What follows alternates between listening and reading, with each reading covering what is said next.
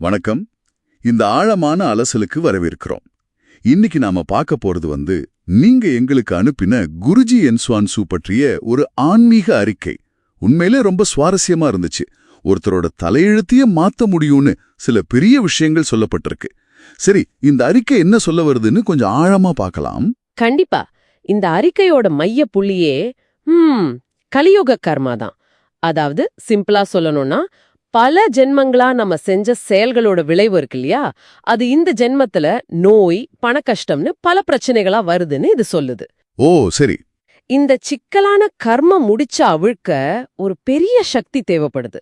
அங்கதான் குருஜி என்ஸ்வான்சு வராரு. இதுல ஒரு விஷயம் என்ன ரொம்ப ஆச்சரியப்படுத்துச்சுன்னா, அவரு 45 வருஷமா நிழல் மாயை உருவத்துல மக்களோடு மக்களா வாழ்ந்து பிரபஞ்ச ஆற்றலை பெற்றதா சொல்றாங்க. நிழல் மாயை உருவம்னா அது என்னது? கேட்கவே ஒரு மாதிரி மர்மமா இருக்கே. நல்ல கேள்வி. இது எப்படி சொல்றது, ஒரு சூப்பர் பவர் மாதிரி இல்ல. இது ஒரு நீண்ட கால தியான நிலை. தியான நிலையா? ஆமா, ஒரு அண்டர்கவர் ஏஜென்ட் மாதிரி நினைச்சுக்கோங்களேன். மக்கள் மத்தியில இருந்தும் அவங்களோட எந்த பாதிப்பும் இல்லாம அவங்களோட கஷ்டங்களை நேரடியா உணர்ந்து பிரபஞ்ச ரகசியங்களை தெரிஞ்சுக்க இந்த நிலை அவருக்கு உதவி இருக்கு. இதுதான் அவரோட ஆன்மீக பணிக்கான ஒரு தயாரிப்புன்னு இந்த அறிக்கை விளக்குது. ஓகே, அப்போ 45 வருஷம் ஒரு விதத்துல தன்னை தயார்படுத்திக்கிட்டார்னு சொல்லலாம். சரி, அந்த ஆற்றலை வச்சு எப்படி ஒருத்தரோட கர்மாவை மாத்துறாரு? அதுக்குன்னு ஸ்பெசிஃபிக்கா ஏதாவது வழிமுறைகள் இருக்கா? இருக்கு.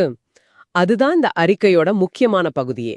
அவர் காலத்தை கையாள 4 சூக்ஷ்ம கருவிகளை பயன்படுத்துறதா இதுல சொல்லப்பட்டிருக்கு. 4 கருவிகளா? சொல்லுங்க, கேப்போம். முதல் கருவி கால புத்தகம். இது கடந்த கால கர்ம பதிவுகளை மாற்றுறதுக்கு. ஒரு நிமிஷம், கடந்த காலத்தை மாத்துறதா?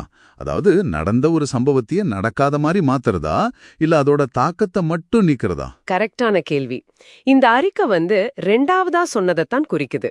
ஒரு சம்பவம் நடக்கவே இல்லைன்னு மாத்துறதில்ல, ஆனா அதோட எதிர்மறை ஆற்றலை முழுச நீக்கி அதோட பாதிப்பு நிகழ்காலத்திலயும் எதிர்காலத்திலயும் தொடராம பாத்துக்கிறது. ஒரு காஸ்மிக் அன்டூ பட்டன் மாதிரி. வாவ், இந்த விளக்கம் தெளிவா இருக்கு. சரி, மத்த கருவிகள்? ரெண்டாவது கால கண்ணாடி. இது ஒருத்தரோட உண்மையான நிலை என்னன்னு அவருக்கு உணர்த்துறதுக்கு. மூணாவது கால பிம்பம். இது எதிர்காலத்துல வரப்போற துன்பங்களை தடுக்க. கடைசியா கால சக்கரம். நின்னு போன வாழ்க்கைய மறுபடியும் இயங்க வைக்க. இந்த காலச்சக்கரங்கிற யோசனையே கேட்க நல்லா இருக்கு. நின்னு போன வாழ்க்கைக்கு ஒரு புஷ் ஸ்டார்ட் மாதிரி. சரி, இதெல்லாம் தத்துவ ரீதியா ஓகே. ஆனா நடைமுறையில இதனால மக்களுக்கு என்ன தீர்வு கிடைக்குது? அதுக்குதான் அவர் 3 நிலைகள்ல அருள் பாலிக்கிறதா இந்த அறிக்கை சொல்லுது. அதாவது ஒரு மனிதனோட உடல், உயிர், ஆன்மா, இது 3ஐயும் சமநிலைப்படுத்துறது தான் நோக்கம். அப்படியா? ஆமா. உடல் நோய்களுக்கு என்ஸ்வானந்தராகவும், உயிராற்றல் பிரச்சனைக்கு என்ஸ்வானந்தமாகவும், அப்புறம் மன அமைதிக்கு என்ஸ்வானந்தா ஆகவும் அருள் புரிகிறதா குறிப்பிடப்பட்டிருக்கு.